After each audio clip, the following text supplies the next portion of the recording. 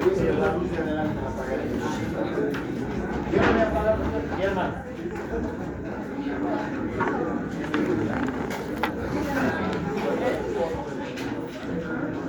Perfecto.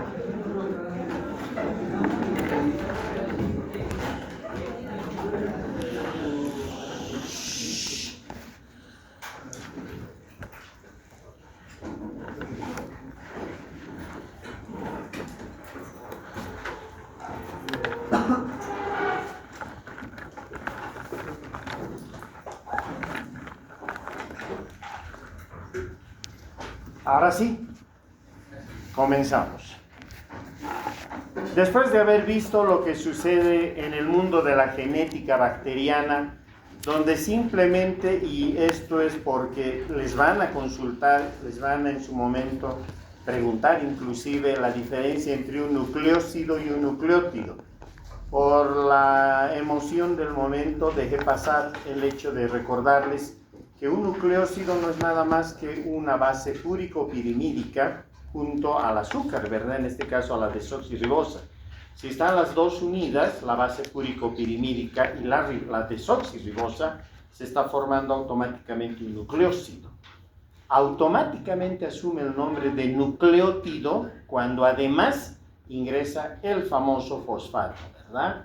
Cuando ya tenemos la base púrico-pirimídica, el azúcar, o sea la desoxirribosa, y además el fosfato, deja de ser un nucleósido y se convierte en un nucleótido, ¿de acuerdo? Eso simplemente para que quede claro ese aspecto.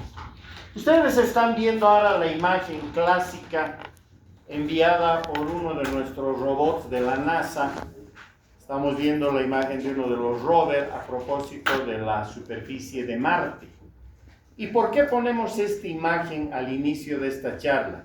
Porque si dentro del metabolismo de los microbios no estuviese sucediendo y no hubiese sucedido todo aquello que hasta aquí prácticamente ha marcado lo que es nuestro planeta, la Tierra sería exactamente igual, tal cual. Probablemente, y eso lo vimos en Origen de Microorganismos, probablemente en Marte ha habido vida, por lo menos de corte bacteriano. Hasta ahí podríamos especular porque tampoco existe una evidencia que esté marcada con el 100%, ¿verdad? Hay trazas de que probablemente ha existido vida microbiana en la superficie o probablemente en algunas de las regiones profundas de Marte, pero estamos especulando.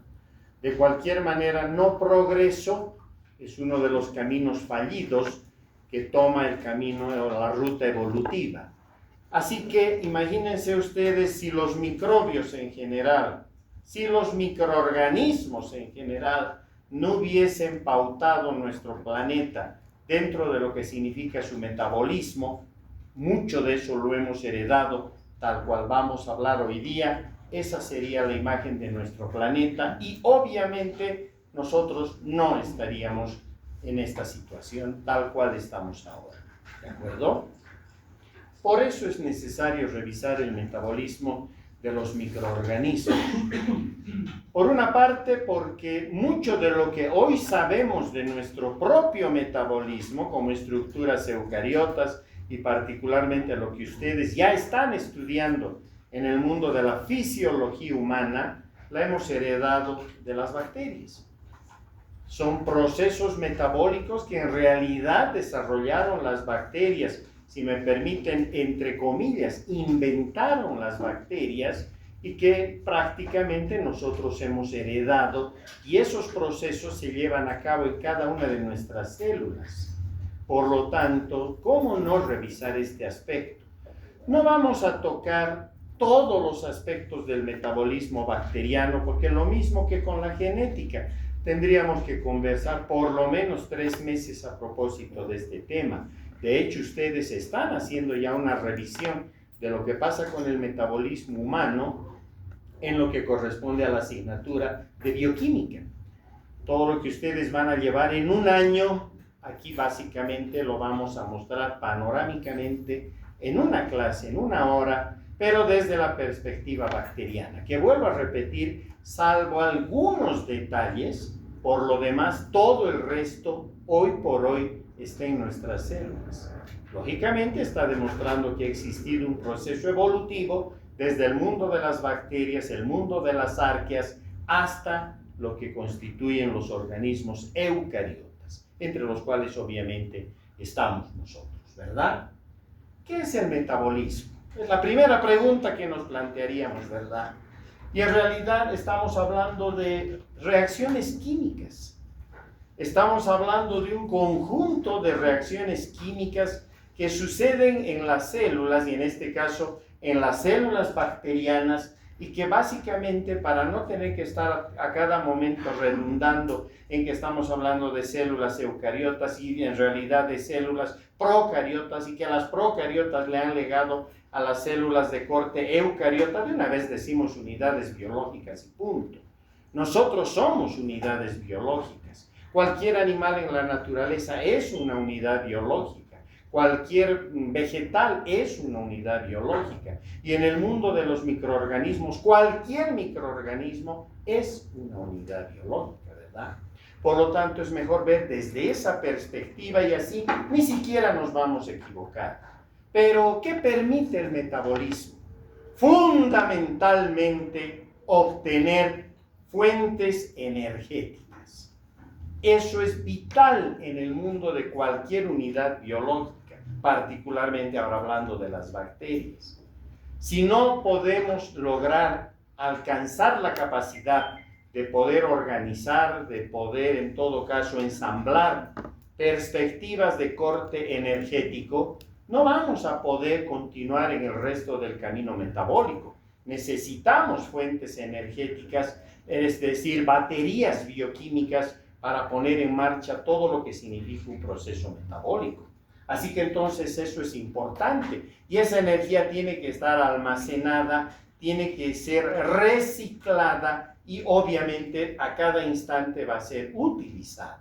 Pero además permite convertir los nutrientes que incorporan las unidades biológicas, en este caso otra vez las bacterias, que vienen desde el exterior, desde su medio ambiente, para luego, en realidad, sobre la base de estos nutrientes, desde moléculas muy sencillas, cada vez ir estructurando lo que llamamos unidades macromoleculares, que en realidad son las predecesoras de cualquier estructura.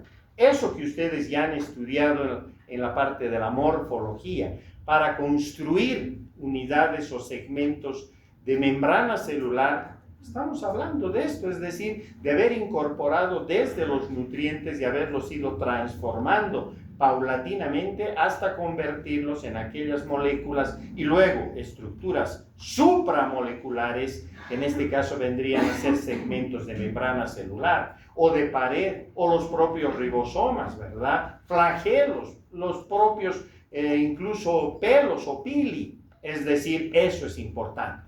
Les voy a pedir un favor a las personas que están al final, ciérremela la puerta, por favor. Por favor, ciérrela la puerta. Le agradezco. Nos distraen al entrar y salir y eso no es conveniente. Muy bien, continuamos. Por lo tanto, ya van dos aspectos en los cuales el metabolismo trabaja muy bien, pero además nos va a permitir cada vez ir estructurando procesos de degradación de aquellas moléculas que obviamente no son necesarias en determinado momento y han cumplido su función, y en otros a partir de las cuales se van a construir o se van a ensamblar también funciones que son específicas. Por ejemplo, la movilidad de las bacterias, la captación de nutrientes, los procesos de bioluminiscencia. Hay bacterias que son capaces de emitir luz, obviamente no tienen interés clínico, es más bien interés de corte medioambiental, ¿verdad? Es decir, en otras palabras, si nosotros queremos ver ahora desde una perspectiva global, el metabolismo permite obtener fuentes energéticas, construir unidades supramoleculares, en otras palabras, estructuras y darle funcionalidad a esas estructuras. ¿De acuerdo? Con ello podemos considerar que el metabolismo ha cubierto sus pasos tal cual debiera ser. Por razones didácticas, dividimos al metabolismo en fases y hablamos de una fase que se llama la fase anabólica, en la cual básicamente estamos planteando la formación, la estructuración, o si ustedes quieren, la biosíntesis de compuestos químicos, a partir de compuestos químicos. ¿Listo? Es una fase de construcción. Ahora, obviamente, si está construyendo, por ejemplo, membranas, paredes, flagelos, necesita consumir energía, ¿verdad? Sin energía no puede hacer nada, está en esta unidad biológica. Por lo tanto, va a consumir energía y esa energía está representada fundamentalmente por aquello que ustedes conocen, la batería química de las células por excelencia, cuál es el ATP, el adenosintrifosfato. Pero además hablamos de las fases catabólicas o del catabolismo, donde en realidad es la fase contraria, descompone moléculas. Y lo interesante es de que además, cuando descompone, tiene la capacidad de poder organizar otra vez fuentes energéticas. Si bien consume energía, pero nos permite también construir fuentes energéticas. Y eso es interesante porque básicamente va a obtener fuentes energéticas. Ahora sí, nosotros podemos ver en este modelo lo que hemos venido hablando y podemos ir desde abajo, ¿verdad? Desde los precursores que van a ir organizando subunidades, por ejemplo, aminoácidos, etcétera, los cuales gracias a las fuentes energéticas que ponen en marcha toda esta batería, avanzan a la construcción de macromoléculas, proteínas y estructuras en general, y siempre con fuentes energéticas terminamos elaborando las estructuras finales bacterianas. Esto para nosotros, todo lo que es construcción, hemos dicho, es anabolismo. En tanto que el catabolismo es más bien degradar aquellos compuestos que ya no son útiles, pero hemos dicho, fundamentalmente permiten obtener energía. Esa energía es fundamental. Y como cualquier célula, incluidas las nuestras, normalmente la molécula básica es la glucosa. ¿De acuerdo? Vamos un pasito más allá. Así que entonces, en realidad, no es de que estén separadas. No es de que la fase anabólica esté en un punto y la fase catabólica esté en otro. No, son simultáneas.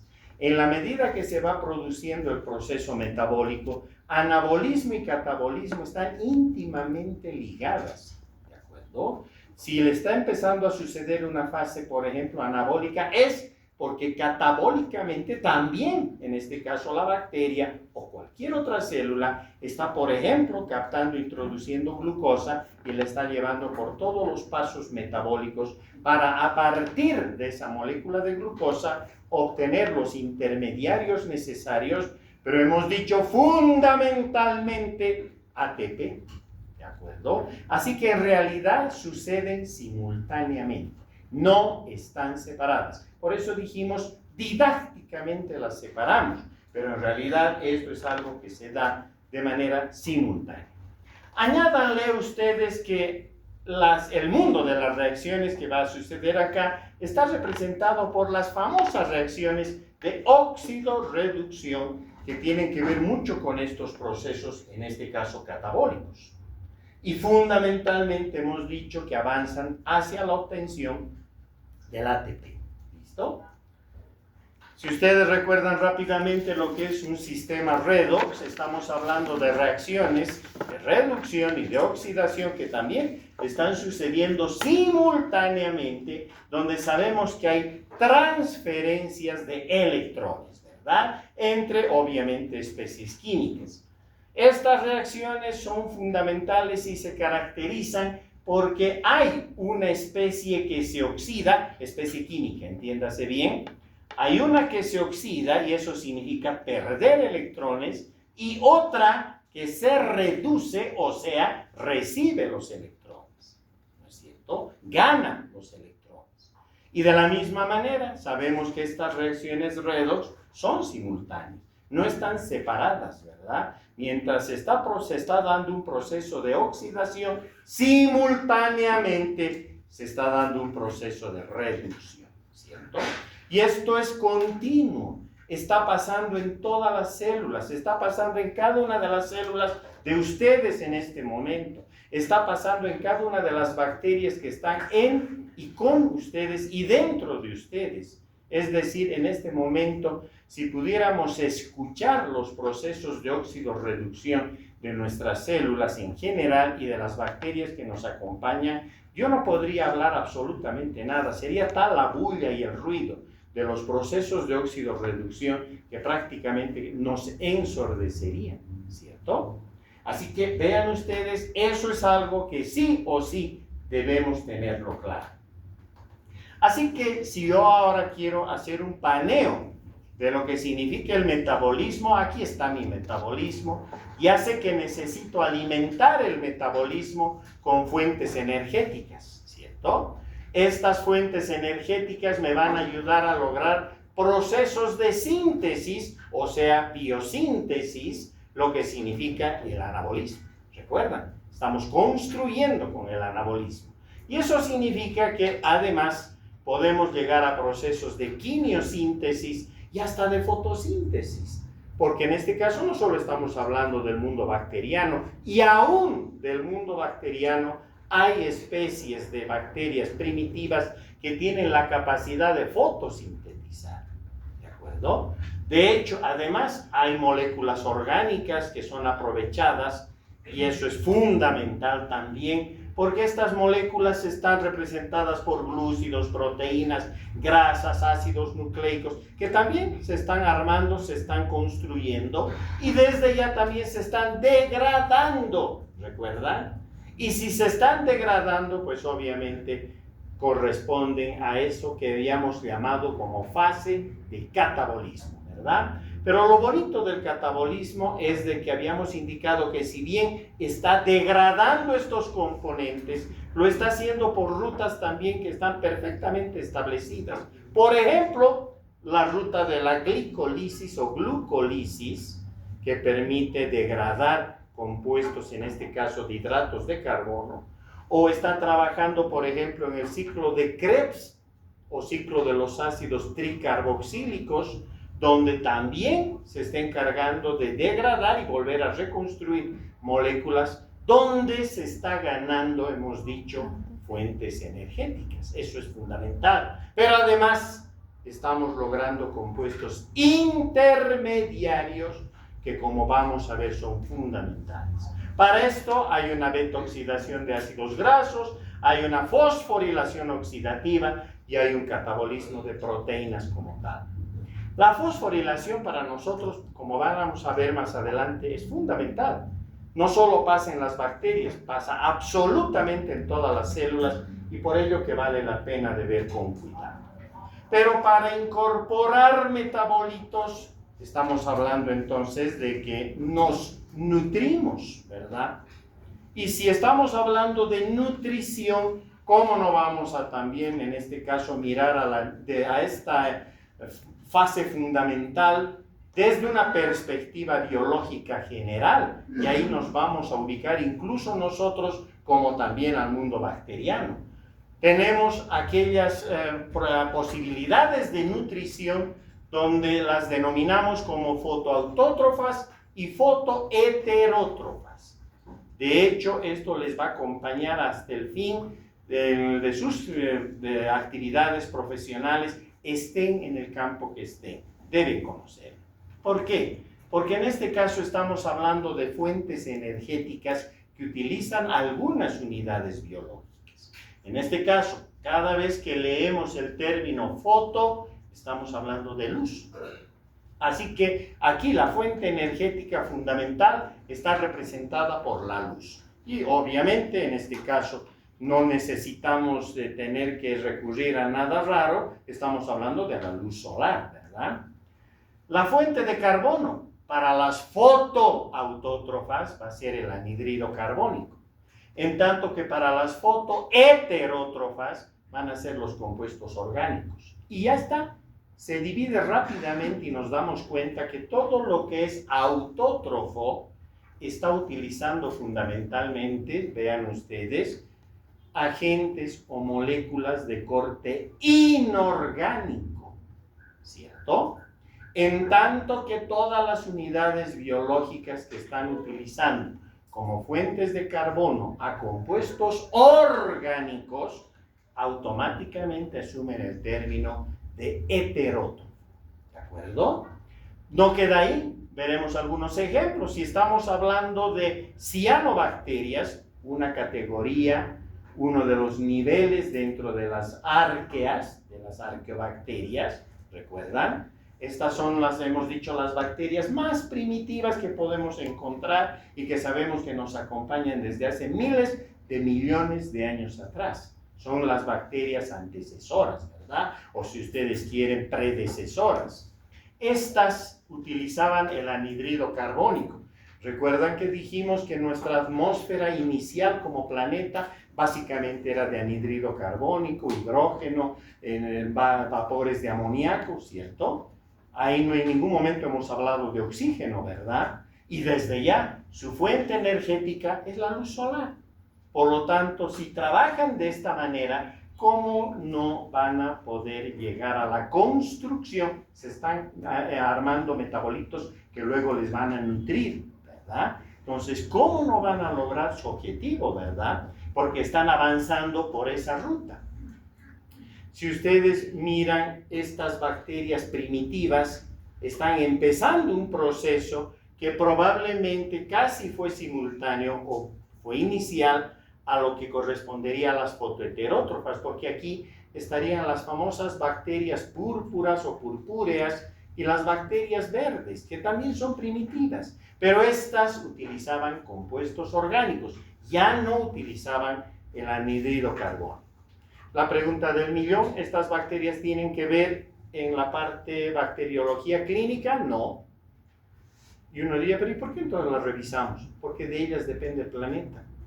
Para que el planeta sea lo que es nuestro planeta, es porque tenemos este tipo de bacterias. La biomasa de este tipo de bacterias es realmente elevadísima. ¡Qué suerte! ¡Qué bien! Es lo que no tiene Marte, es lo que no tiene Júpiter. ¿De acuerdo? Por eso es que nuestro planeta es habitable para unidades biológicas como nosotros. Caso contrario, no podría ser este planeta habitado por unidades biológicas de corte eucariota. Pero no queda ahí, ¿verdad? Porque si yo doy un salto más, ahora ya llego ya no a las foto, sino a las quimio, que también serán quimioautótrofas y serán también quimioheterótrofas, ¿de acuerdo? Ya me estoy acercando, ahora sí, entrado en el terreno de aquello que me corresponde estudiar más. ¿Por qué? Porque en las quimioautotróficas tengo que su fuente energética son compuestos inorgánicos. Pueden trabajar sobre la base de hidrógeno, sobre la base del amoníaco, sobre los nitritos, sobre el sulfuro de hidrógeno o ácido sulfídrico. Es decir, ven, están utilizando compuestos inorgánicos, igual que aquí utilizaban como fuente de energía la luz. Y por otro lado, su fuente de carbono es exactamente lo mismo que pasaba con las fotoautótrofas, es decir, anhídrido carbónico. De ahí van a extraer el carbono para las moléculas que necesitan construir. ¿Quiénes están aquí? Algunas bacterias y algunas arqueas. ¿De acuerdo? Por otro lado, y finalmente tenemos a las quimioheterótrofas. En las quimioheterótrofas, ahora sí, la fuente de energía son compuestos orgánicos. Y entre estos, el más importante está representado por la glucosa. ¿Su fuente de carbono? Claro que sí, compuestos orgánicos. También la glucosa está entrando en esta ruta. Y cómo no, para el ejemplo, las bacterias y las estructuras de corte eucariota. Cualquier animal, incluidos nosotros, estamos en la categoría de los quimioheterótrofos. Díganme ustedes si conocen alguna especie que utiliza como fuente de energía la luz, que además utiliza como fuente de carbono el anhidrido carbónico y utiliza el agua como vehículo para todas sus reacciones. ¿Qué especie será? Correcto, ¿verdad? Correcto, para que vean que todos nos encajamos en alguno de estos puntos. ¿De acuerdo? En nuestro caso, entonces, estamos acá, quimioheterótrofos, y no solo están las bacterias, aquellas que sí causan enfermedad, patología, etcétera, sino que también estamos nosotros y desde ya todo lo que corresponde a la fauna en general. ¿Listo? Muy bien, ahora que ya hemos visto la nutrición, veremos la temperatura. Dependemos de la temperatura. ¿Por qué? Porque podemos clasificar también a las unidades biológicas de acuerdo a su respuesta y a cómo se adaptan para poder vivir a determinadas temperaturas. Y así, por ejemplo, tenemos a las bacterias psicrófilas, son aquellas que tienen en sus membranas altos porcentajes de ácidos grasos insaturados. Estas bacterias psicrófilas tienen la capacidad de poder vivir normalmente por debajo de 20 grados centígrados. Las pueden hallar a 10 grados centígrados, a 0 grados centígrados, por debajo de 0 grados centígrados, a menos 10, a menos 20, a menos 40 grados centígrados, y no van a tener ningún percance. ¿Tienen importancia clínica estas bacterias? La respuesta es por ahora no. ¿De acuerdo? Por ahora no tienen importancia clínica. Y digo por ahora porque no sabemos qué va a pasar con el sistema de temperaturas del planeta. Estamos avanzando en una fase de calentamiento global. Ya sabemos lo que viene después de una fase de calentamiento global. Rápidamente viene una glaciación, que usualmente es una glaciación menor, pero vamos a ir a temperaturas donde los polos van a terminar básicamente avanzando hacia lo que significan las masas continentales. Quienes van a quedar libres todavía de esta fase van a ser todas las regiones ecuatoriales y paraecuatoriales. Los demás todos vamos a entrar en una fase de congelación. Eso es obvio, ¿verdad? Ahí probablemente van a adquirir tremenda importancia las bacterias psicrófilas. Mientras tanto, y por hoy, no. Las mesófilas desarrollan a partir de los 20 grados hasta los 45 grados centígrados. Estas sí, porque están a las temperaturas a las que nosotros vivimos. Las temperaturas en que están en nuestros cuerpos, las temperaturas producidas por el metabolismo de nuestros cuerpos. Por eso es que nuestras temperaturas varían de 36.5 hasta 37.2 grados centígrados, ¿verdad? O sea que aquí sí, si yo busco bacterias mesófilas, son todas aquellas que están en este momento en nuestros cuerpos, dentro de nuestros cuerpos, que nos están acompañando constantemente. Pero aquí también están las bacterias patógenas, el bacilo de la tuberculosis, el bacilo de la fiebre tifoidea, los gonococos de la gonorrea, las espiroquetas de la sífilis. Es decir, aquí están todas aquellas bacterias que a ustedes les van a traer tantos problemas una vez que empiecen a trabajar en el mundo de la medicina. Así que ya saben, todas mesófilas. Y luego tenemos a las termófilas. En las termófilas, porque tienen su membrana alto contenido en cuanto a porcentaje de ácidos grasos ya no insaturados, sino saturados. Pero además, ¿por qué? Porque tienen juegos enzimáticos. Todas las reacciones que se llevan adelante en cualquier unidad biológica necesita de enzimas, así como necesita de fuentes energéticas ATP y otras, necesita también de enzimas, ¿verdad? En este caso, sus enzimas son estables a altas temperaturas. Hay enzimas que solamente, y las enzimas con las que trabajan nuestras unidades biológicas, son enzimas que usualmente están desarrollando sus tareas entre 20 grados y hasta 40, 42, 45 grados centígrados. Si a estas enzimas las levantamos a 80 grados, se desnaturalizan, se destruyen. En cambio, con las termófilas no. Más bien necesitan temperaturas de 80, 90, 100 grados centígrados y se desenvuelven sin mayor problema. Por lo tanto, Si yo busco una bacteria termófila, ¿dónde la podré encontrar generalmente? En el calor, en yungas. Donde tengamos altas temperaturas. ¿Dónde tengo altas temperaturas?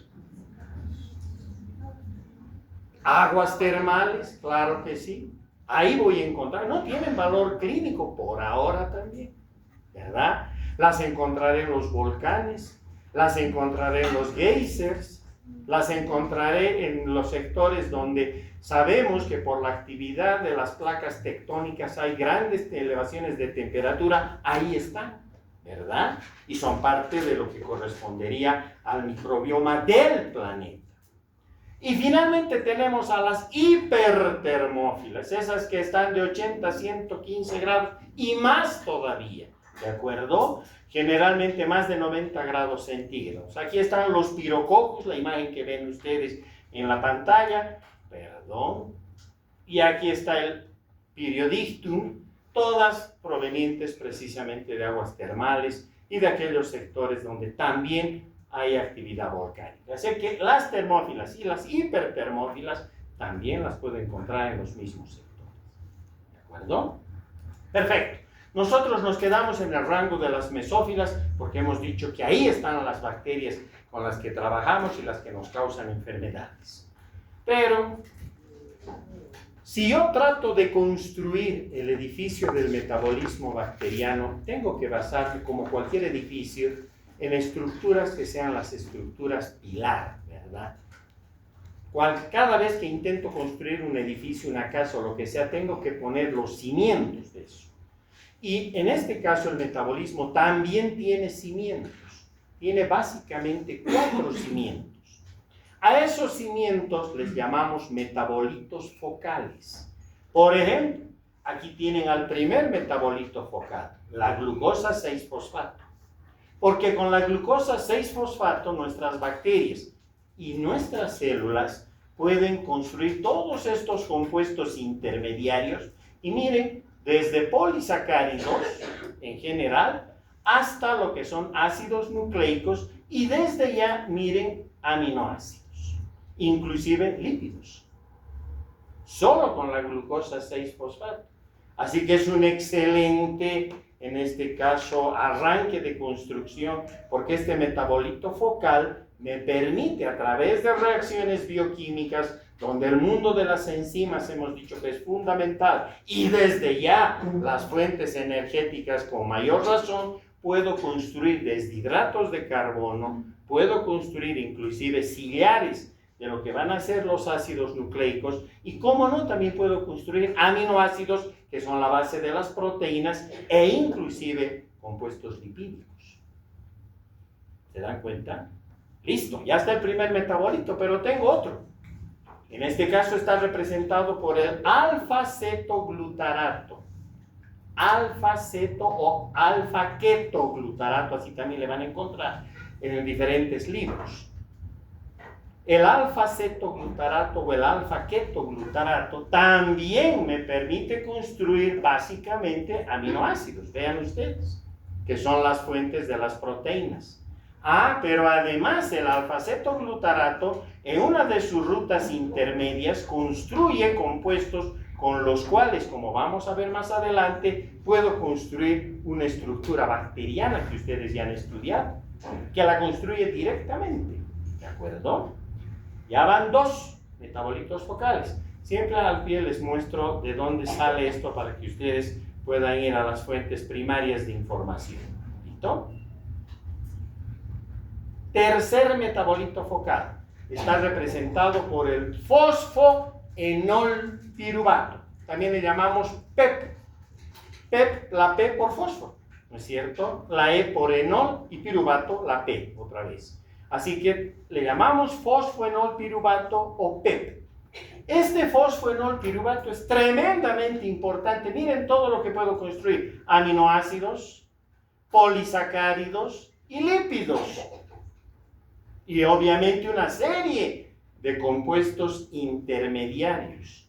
Entre ellos, uno que es tremendamente importante, porque desde el fosfoenolpiruvato o PEP puedo llegar hasta el piruvato.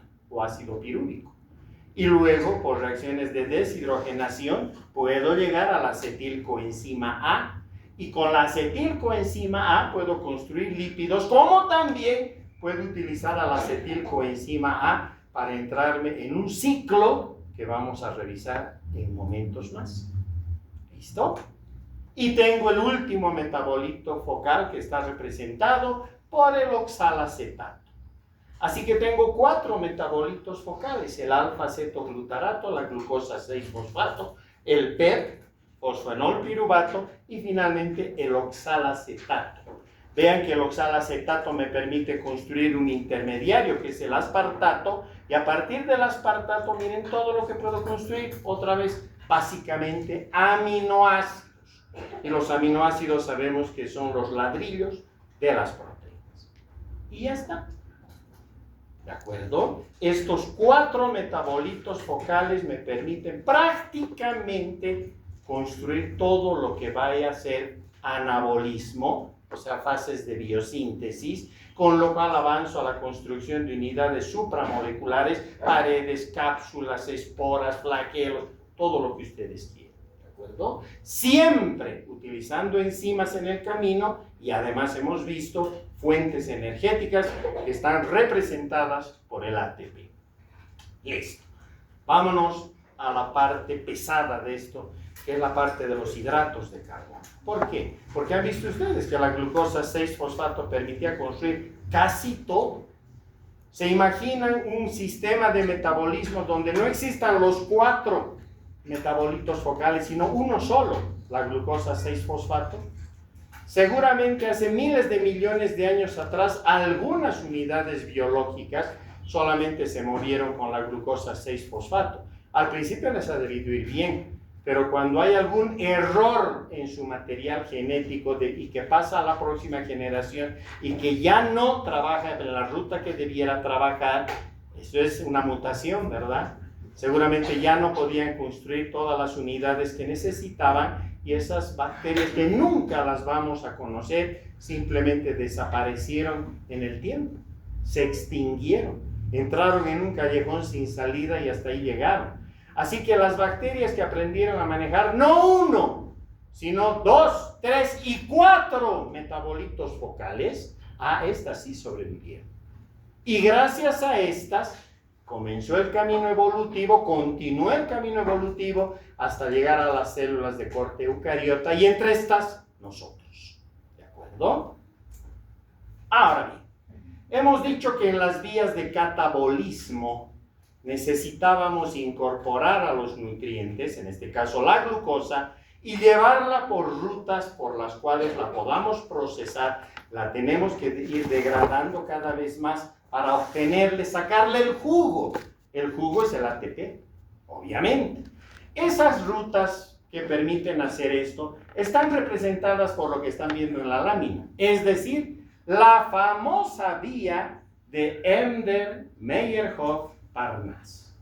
La van a ver también siempre como la ruta EMP, por las iniciales de los 3 apellidos, o mejor aún, la van a ver como ruta glicolítica.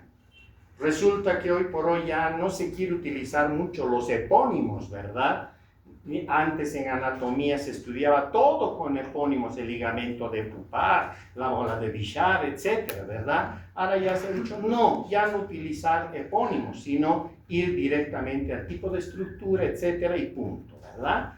Lo mismo está pasando en el mundo de la bioquímica. Cada vez estamos dejando los epónimos, aunque hay algunos, como este, la ruta o la vía de Embden-Meyerhof-Parnasse, que no la soltamos porque ha sido un sensacional descubrimiento.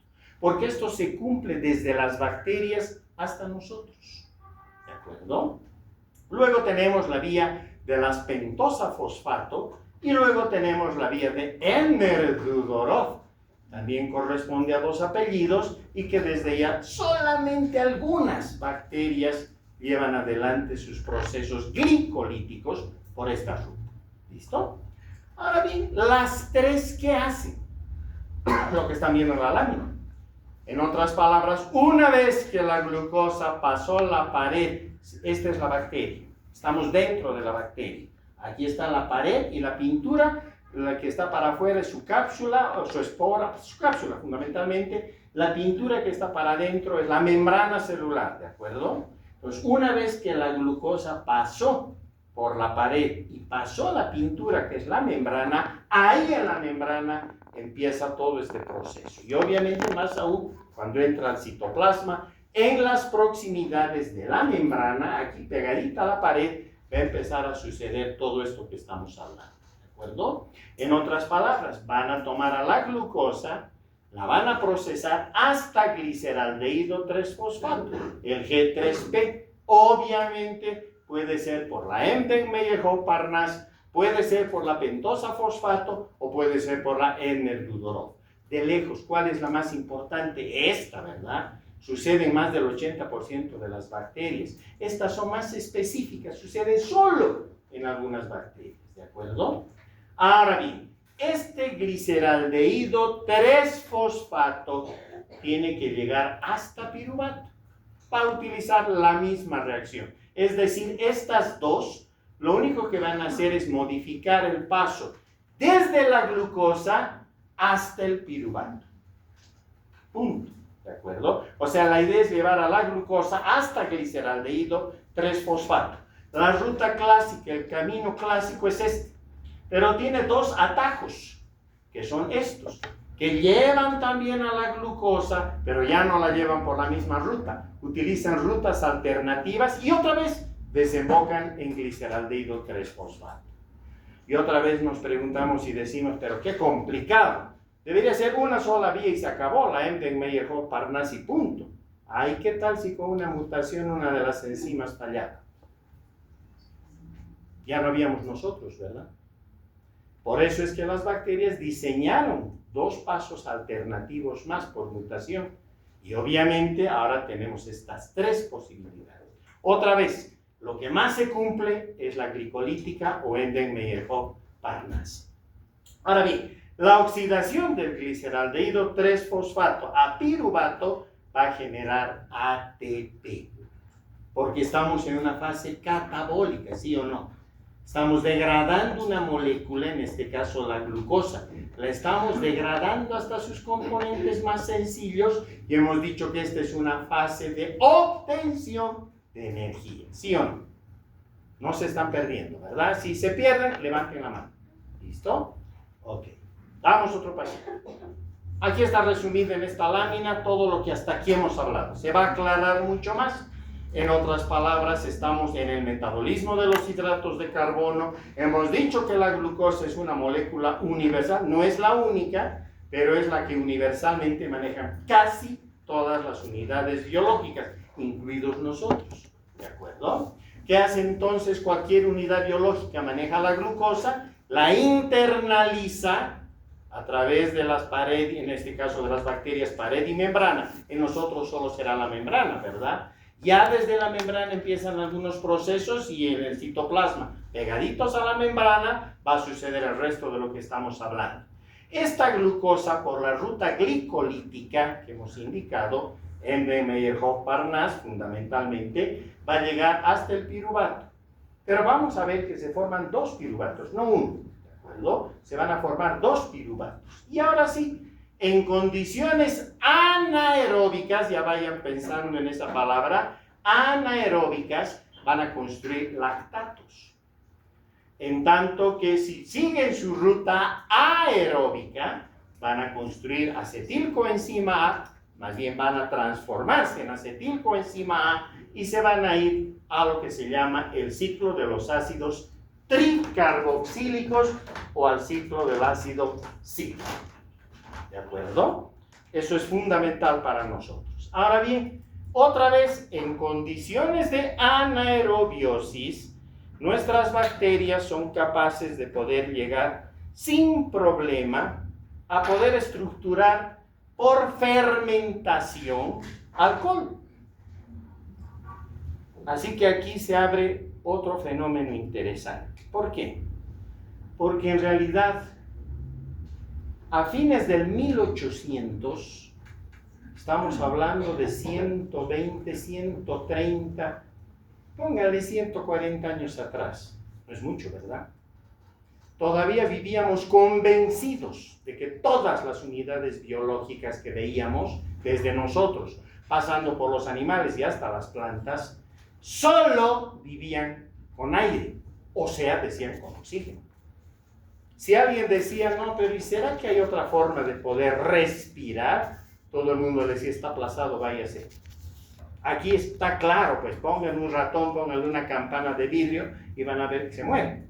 A un ser humano pónganle una caja, séllenle la caja y se muere, ¿no es cierto? No va a poder respirar, se intoxica con su CO2, o sea, sí, respiramos básicamente todos oxígeno. Ah, pero una tarde llega un microbiólogo, uno de los que inició la microbiología, el francés Louis Pasteur, él era químico, y en una reunión de la Academia de Ciencias de París les dice, no señores, les cuento que hay otra forma de respirar. Y todos lo miraron y dijeron, otra vez algo está fumando, que nos diga qué. No les dice. No es solamente la respiración de oxígeno. A lo que yo llamo, dijo Louis Pasteur, la respiración aeróbica. Sino que hay otra forma de respirar que desde ya no está en nosotros, está en algunas bacterias, en algunas levaduras, que respiran a partir de componentes inorgánicos o pueden ser orgánicos, pero diferentes al oxígeno. Y en ese caso no están respirando, sino están fermentando. No le creyeron, es más, muchos ni se dieron cuenta de lo que estaba hablando hasta que demostró experimentalmente. Es eso. ¿De acuerdo? En otras palabras, hoy por hoy sabemos que cualquier unidad biológica tiene dos caminos para obtener energía. O la obtiene por la vía de la respiración, de forma aeróbica, o la obtiene por la forma de la ruta de la fermentación, que es la vía anaeróbica. ¿De acuerdo? En ambas, lo que está ganando es ATP, que eso es lo que nos interesa. O sea que respirar no había sido es respirar, no. En nuestro mundo ya de ciencia, respirar no es otra cosa que oxidar la glucosa para poder obtener a través de procesos químicos y bioquímicos y gracias a un juego de enzimas ATP. Cada vez que obtenemos ATP, estamos respirando. ¿De acuerdo? Y desde ya, yo puedo, ese proceso de obtener energía, le llamamos fosforilar. Puedo tener procesos de fosforilación del substrato y de la fosforilación oxidativa. Ya veremos eso con un ejemplo rápido. Así que esto ya vayamos guardándolo en la cabeza porque nos va a servir más adelante. Bueno, ahí están las figuritas, no nos interesan. Vamos. Y la ruta o vía de Emden-Meyerhof-Parnasse. Otra vez vamos a pasear por premios Nobel, ¿verdad? Aquí está el profesor Emden, el profesor Meyerhof y el profesor Parnasse. Ellos fueron, sobre todo los dos primeros, los que estudiaron todo esto y miren, lograron llegar cómo las unidades biológicas desde la glucosa llegan hasta el piruvato. Hasta ahora se considera este y el próximo trabajo que vamos a ver como los trabajos monumentales en el mundo de la química orgánica, de la bioquímica, de la biomedicina, porque realmente fue un trabajo sensacional. Premios Nobel, ¿cómo no? Y es lo que estamos viendo acá. Una vez que la glucosa se internaliza, hay una enzima, una exoquinasa, que le va a añadir, cada vez que lean quinasa, es porque le pega un fosfato, o sea, un ATP, ¿de acuerdo? En otras palabras, tengo acá, si la exoquinasa le va a pegar un fósforo, ya tengo la glucosa 6-fosfato, ¿listo? Por eso el ATP se va a degradar a ADP, porque ustedes ya saben que estamos en el mundo de la termodinámica. Una de las leyes fundamentales, la primera ley de la termodinámica, es que nada se crea ni nada se destruye, ¿verdad? Materia y energía se transforman mutuamente, ¿listo? Yo no puedo agarrar un sombrero de mago y sacar e inventar un nuevo átomo, ¿no? Todos son juegos de lo que ya está estructurado y armado. Por eso les digo acá, ya no hay fantasmas, duendes, brujas, nada, ¿de acuerdo? A partir de esto, la glucosa 6-fosfato por otra enzima va a pasar al isómero, que es la fructosa 6-fosfato. Ahora sí, la fructosa está lista para volverse a fosforilar y vamos a tener a la fructosa 1,6-bisfosfato. Y ya no me abre más la puerta, por favor, porque nos distraemos todos y aquí la cerramos la clase y lo damos el tema por avanzado. ¿Listo? Entonces decimos, la fructosa 1,6-bisfosfato es fundamental. Pero además me gusta esta lámina porque corrige al libro de Jabez. Está equivocado el libro de Jabez. El libro de Jabez dice 1,6, ¿dónde estamos? Acá. Fructosa 6-fosfato, fructosa 1,6-difosfato. Equivocado, es bisfosfato. Difosfato son dos fosfatos pegados en el mismo átomo de carbono. Bisfosfatos son dos diferentes fosfatos pegados en diferentes carbonos, en el carbono 1 y en el carbono 6. La terminología correcta químicamente hablando es bisfosfato. Jabez equivocado. ¿Listo? Ahora, esta molécula se va a partir por una aldolasa en dos. Se va a partir en el gliceraldehído 3-fosfato y en la dihidroxiacetona fosfato. De hecho, cada vez la dihidroxiacetona fosfato va a volver a interconvertir en gliceraldehído para seguir el camino. Esta no sigue camino alguno, no. Es simplemente que transforma a gliceraldehído y sigue el mismo camino. ¿Se entendió? De gliceraldehído 3-fosfato va a ir a 1,3-bisfosfoglicerato, 3-fosfoglicerato, 2-fosfoglicerato y miren quién está aquí abajo. El fosfoenolpiruvato. ¿Se acuerdan? El PEP. Y debajo del PEP, la última, el piruvato. Ahora solo piensen. Hemos dicho que habían metabolitos focales. ¿Se acuerdan? El primer metabolito focal era la glucosa 6-fosfato. Aquí está. Segundo metabolito focal era, para nosotros, más rápido el fosfonolpiruvato, el PEP. El tercero, para formar el piruvato, ¿cierto? Y luego teníamos a los otros dos, el oxalacetato y el alfa-cetoglutarato. Ya los vamos a ver. Pero miren, acá ya aparecieron dos. ¿Listo? De esto, no se preocupen que con esto los van a martirizar en bioquímica. Les van a pedir las enzimas, todo lo que significa esto.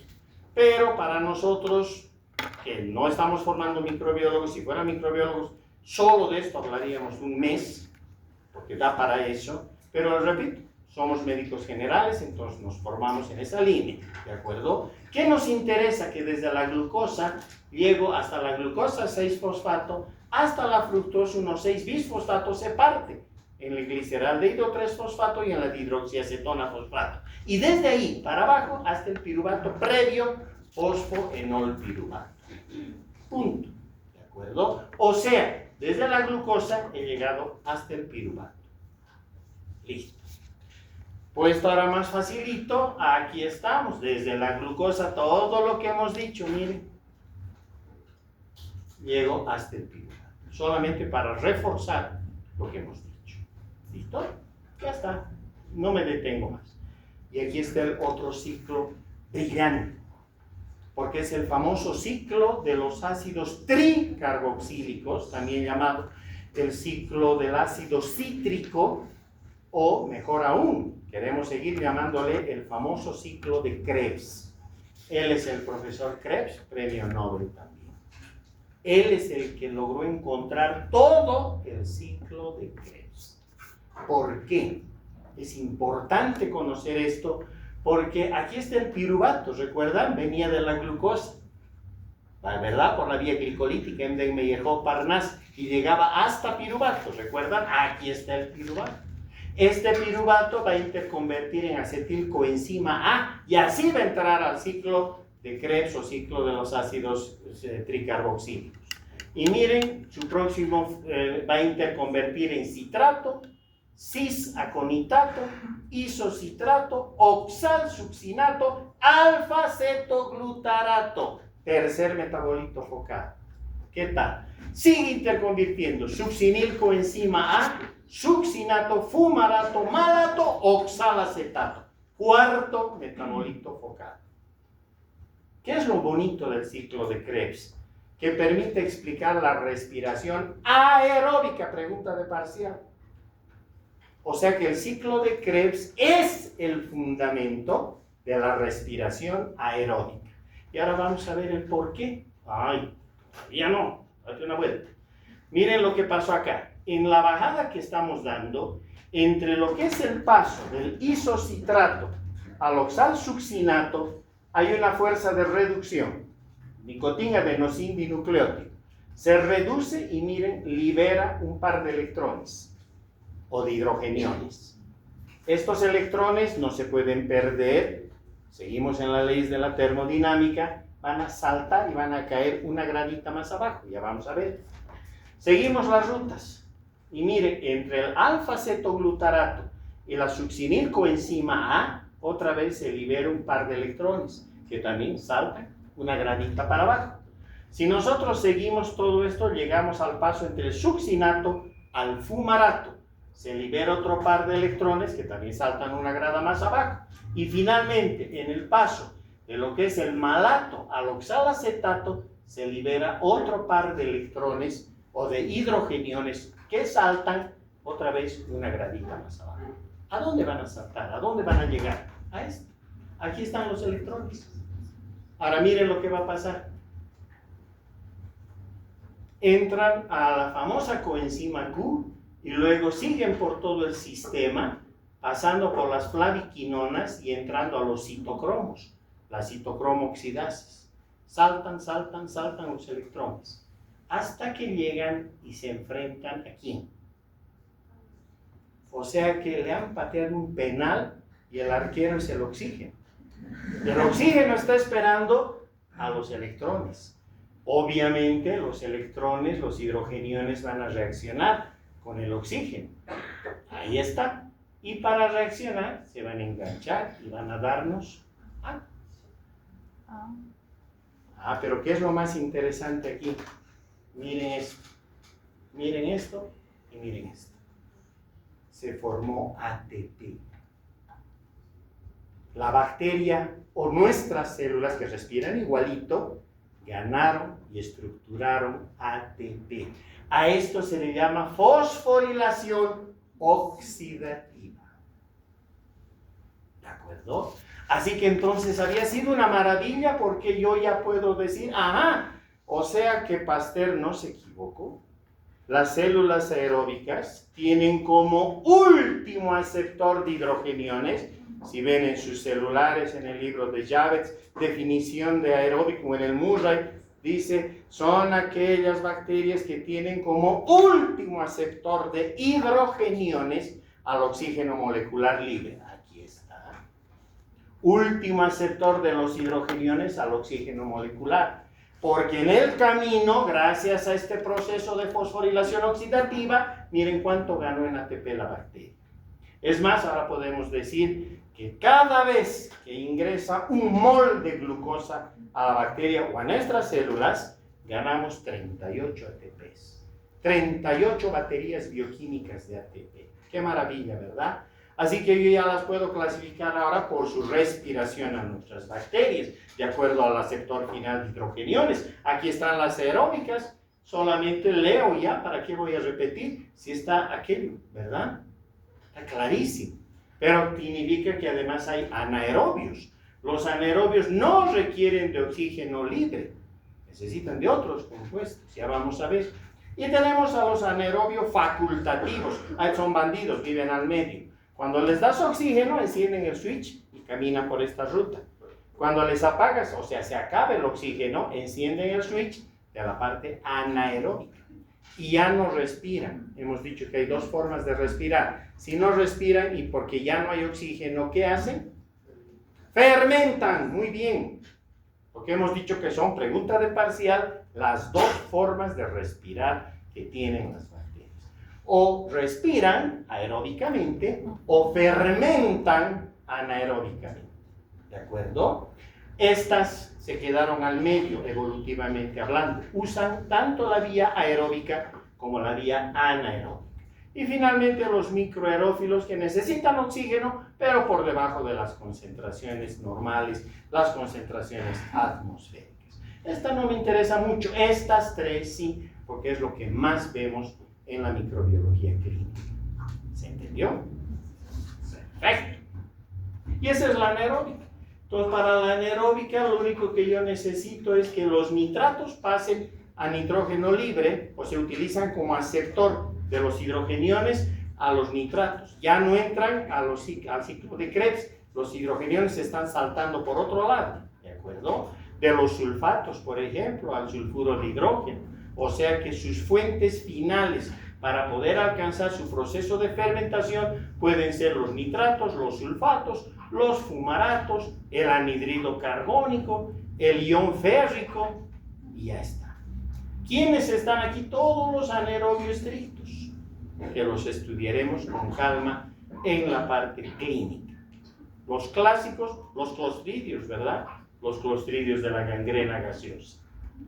Una rápida mirada solo para que vean los procesos de fermentación que existen. Ya está, olvídense. Ahora vamos a esto. Está más facilito. Porque tengo la fermentación alcohólica y ustedes la han vivido. Porque hacen jugo de papaya, la dejan en la botella, cierran la botella y después de 6-7 horas destapan, primero que hay gas, salta la tapa las más de las veces y cuando toman, ¡uy! Se ha arruinado, se ha torcido. Claro, se ha vuelto alcohol, se ha vuelto etanol, ¿de acuerdo? ¿Por qué? Porque es producción de alcohol a partir de la glucosa, en el caso de la fruta, de la fructosa. Estoy favoreciendo el camino, ¿sí o no? ¿Listo? Entonces, cada vez que ustedes quieren fabricar alcohol, solo tienen que poner fruta en agua, hacer el licuado, lo que sea, ponen una botella, cierran, que no pase nada de oxígeno, se acaba el oxígeno, entran en fermentación. ¿Y qué van a hacer las bacterias? Van a respirar por la vía fermentativa, sean las bacterias que utilizan esa ruta o las levaduras, tipos de hongos que utilizan y que están en la piel de la fruta. ¿De acuerdo? Conclusión, se fabrica alcohol. Etílico o metílico, generalmente el etílico. Gracias a eso tenemos el vino, la cerveza, la sidra, etc. La homoláctica, se produce ácido láctico a partir de la glucosa. Y ustedes también consumen esto. Es el yogur. ¿Sí o no? Cada vez que consumen yogur, están consumiendo un producto de fermentación homoláctica. Ahí está. ¿Listo? O tenemos la heteroláctica, donde se forma tanto ácido láctico desde ya, como también se puede formar concentraciones de anhídrido carbónico de gas, ácido fórmico, ácido acético. De hecho, hay animalitos, insectos, que tienen la capacidad de lograr fermentaciones a partir de azúcar, de la glucosa, y forman ácido fórmico. ¿Quiénes serán? Las hormigas. Obvio, cuando te pican, te están introduciendo ácido fórmico. Ya saben de dónde viene. ¿Listo? El butanodiol, hasta llegar a la acetoína. Eso tiene ya más importancia clínica para nosotros, para los bacteriólogos. La ácido mixta, el ácido láctico, ácido acético, succínico y fórmico. Y la del ácido butírico, que es interesante porque son bacterias anaeróbicas. Estas bacterias ya fermentan básicamente no solo hidratos de carbono, sino fundamentalmente trabajan sobre aminoácidos. Empiezan a descomponer aminoácidos y lo hacen de una manera agresiva. Agarren algo de piel de pollo, de lo que han cocinado, han hecho sopa de pollo, agarren la piel de pollo, algo del tejido del pollo, pónganlo en un frasco y ciérrenlo herméticamente y déjenlo. Van a ver primero que hay gran producción de gas y cuando destapan el frasco huele a cadáver. ¿Sí o no? Huele horrible, porque lógicamente es una ruta de putrefacción. Es más, cuando ustedes en el pabellón de anatomía es algún cadáver que no estaba bien formalizado, estaba en ruta de putrefacción. ¿Qué estaba sucediendo? Bacterias estaban llevando a cabo fermentación de ácido ureico. ¿De acuerdo? Perfecto. Lo interesante es que, vean, en todo está metido el metabolismo.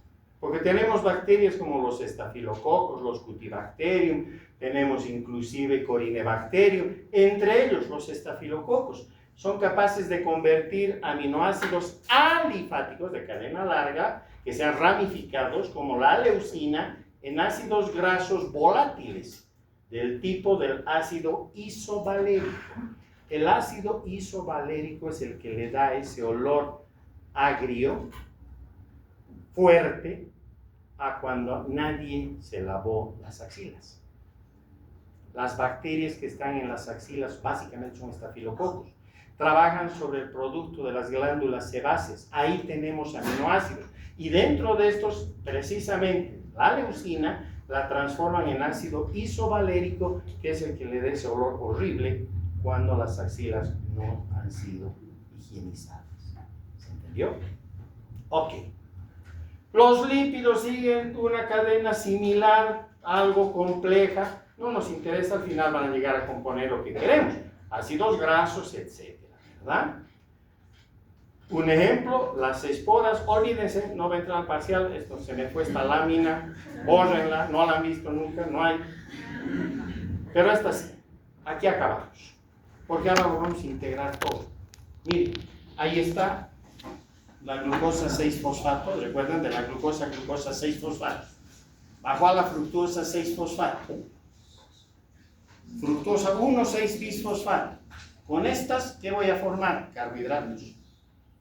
Los carbohidratos que necesite la bacteria. Pero además, con la fructosa 1,6-fosfato llego al gliceraldehído 3-fosfato. ¿Sí?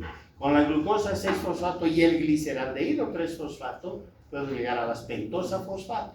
Con estas formo los ciliares de DNA y RNA. Lo interesante y lo bonito es que puedo ir a la vía de las hexosas monofosfato. Y con esto puedo construir la eritrosa 4-fosfato, que es fundamental para construir tirosina y triptófano o triptófano. ¿Verdad? Sigo. Con esto construyo proteínas. Así que ya tengo aquí carbohidratos, tengo proteínas, tengo ciliares de DNA y RNA. ¿Sí? Allá tengo la dihidroxiacetona fosfato, son los dos componentes que vienen desde el piruvato, ¿cierto? Así que entonces con la dihidroxiacetona fosfato construyo glicerol y con ello lípidos.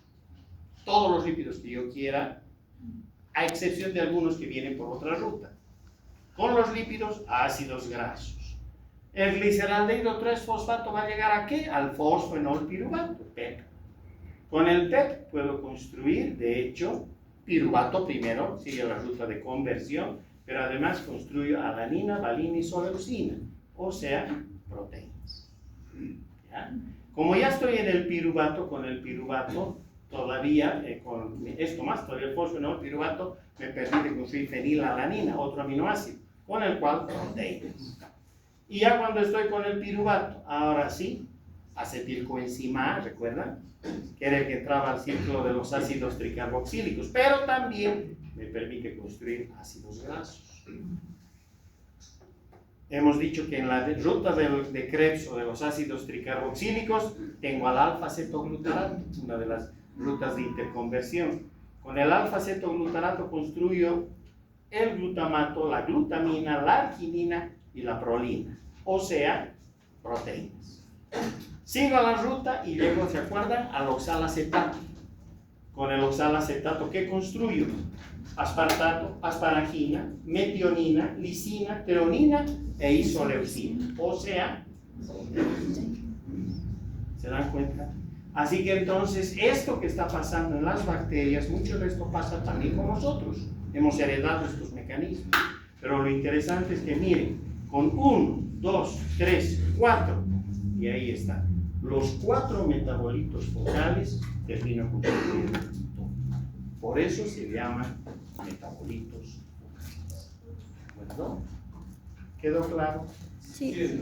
Me alegra, solo denle una miradita y si ya están en bioquímica avanzando algo de esto, denle otra mirada más y creo que con esto estamos preparados. ¿De acuerdo?